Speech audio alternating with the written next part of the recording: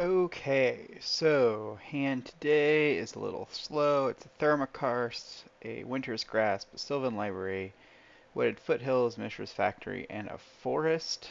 Uh, I'm gonna go ahead and keep. We're kind of set to curve out however this goes. It's not the perfect opening hand, but losing a card to make this go a little faster doesn't make sense, I don't think. Thy Shuffler is usually some sort of survival deck, if I recall correctly. Okay, he also keeps. We're going to lead on Wooded Foothills. Again, we're pretty much always going to want to play our fetches. There's a chance we draw a Mox Diamond and we just go ahead and... Okay, he's Elves. That is definitely a survival deck. It is the thing I said. We have a Forest. We're pretty much good on lands for now. We're just going to go ahead and drop Oath. Uh, Oath of Druids is whenever it's your upkeep, you and your opponent, when you at the beginning of your upkeep, when an opponent has a creature in play, you reveal cards until you reveal a creature. Put that creature into play and put the rest in the graveyard. In our case, we're going to go ahead and flip down to Terravore. That's going to put a bunch of, there's that survival of the fittest that I was talking about. That's going to put a bunch of lands into the graveyard. It's a little random, but that's why we play this deck, is because Terravore has the chance of being quite large. It did not do that this time. Uh, so Survival of the Fittest, what the opponent is playing, is pay a green, discard a creature card, search your library for a creature card, reveal that card and put it into your hand, then shuffle. There's usually two types of survival decks. There's kind of pick the best possible effect ones where you're looking for things like Gilded Drake, you have Madness, those kinds of ones. And then there's Elves, which every card is essentially a land, and you have various powers of green land creatures, different Llanowar Elves, and you're just kind of making them, you're stringing them together like a combo, and then you grab a finisher like Kamahal. The mountain is for a one of anger. Anger gives all of your creatures haste. This is not actually elves because he's playing Genesis, which means that this is a more value oriented and less aggro combo oriented version, which is good for us. So in the sideboard, we have Curse Totem for matchups like this, which will turn off the elves and birds and all the other effects. I would not have played a second creature like that. This has a very good chance of making my Terravore very big, and it lets me put much more powerful creatures into play. It is now 2020. I win the game this turn. We'll go ahead and Thermokarst anyway, just in case, and we've won. So one of the things, if you're watching this, they're gonna bring in naturalize effects for my Oath, where we have a lot of permanents that are weak to naturalize. We don't actually want to go down on those permanents, because if we do, they're more likely to hit the ones that we have left. And we can't take out enough to do what we would call blanking. Blanking is where you take out all of an effect so that the removal they bring in is worthless.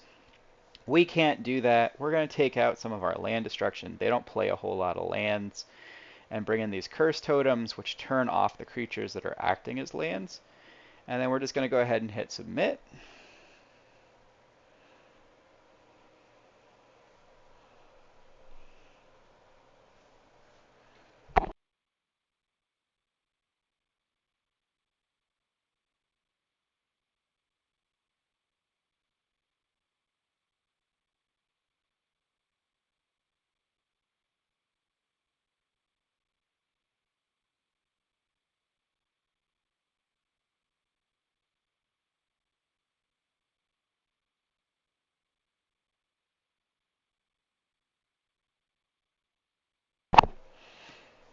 In case you're wondering, the Elves version of the survival package is generally the strongest.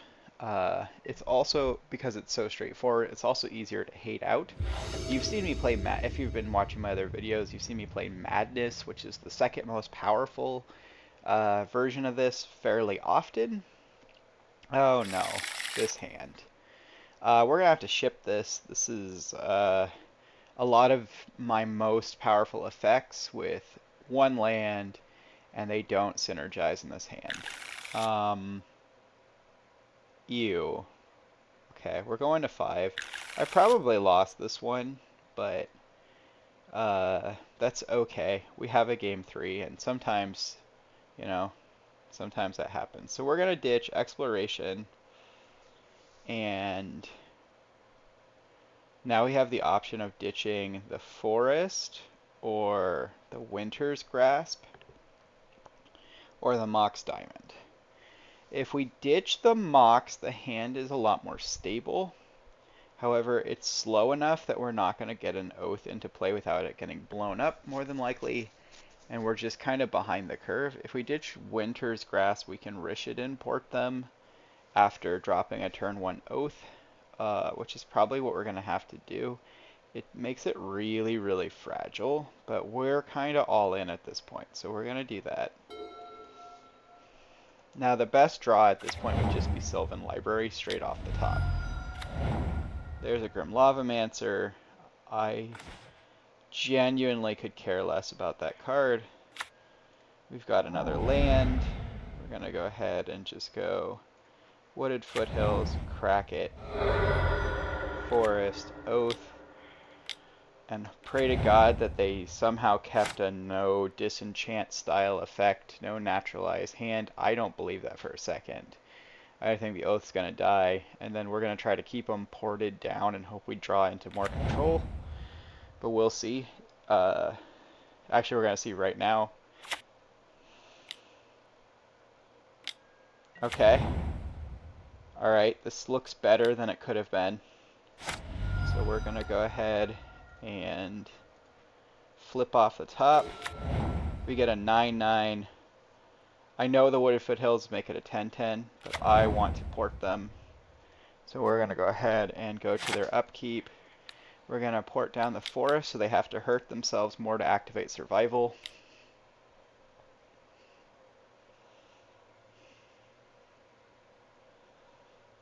And because they missed that turn 1 disenchant, or turn 2 disenchant effect, we have a very good chance of winning off of a single very chunky Terravore. He can't really play more creatures without giving more Terravores. If they're trying to draw into disenchants, we're hoping the port will keep them. There's the Elvish Lyricist. Elvish Lyricist is too slow for what they're trying to do, I think. If they crack that, it goes to a 10/10 Terravore. They can't activate the Lyricist, so if they put it on... Oh, well, they can next... No, because I'm going to tap down their green anyway. There's a Birds. That means I get a second Terravore. A second Terravore will probably make this one lethal by the amount of lands. They don't have a green to destroy the enchantment now. I think every card they're playing is just making this worse for them. And we're going to find out if I kill them this turn or next turn. And it's going to be next turn. So we're going to head and preemptively fetch, grab my last Forest, attack for 15 damage.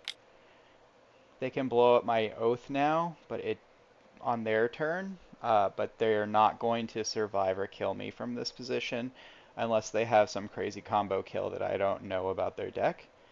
I'm going to go ahead and port down their basic Forest so they have to hurt themselves more to activate anything. Okay, they're going to do 2 damage to me. That's fine. I genuinely don't know. Maybe they have a Gilded Drake. Gilded Drake would be their best card to draw into, especially off of Birds of Paradise.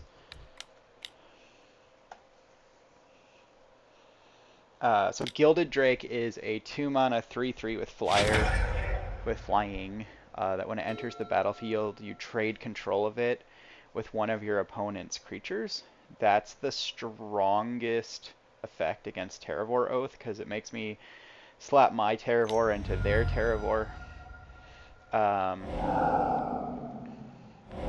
That's not what they did here.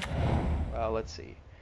They discarded Basking Rootwalla, casted the Basking Rootwalla. Let's see what they grab. If it's exactly Gilded Drake, they can still win. Gilded Drake is a very powerful card. They got a Wall of Blossoms, which means that they have already lost this game. There's no card from here, I think, and that is game.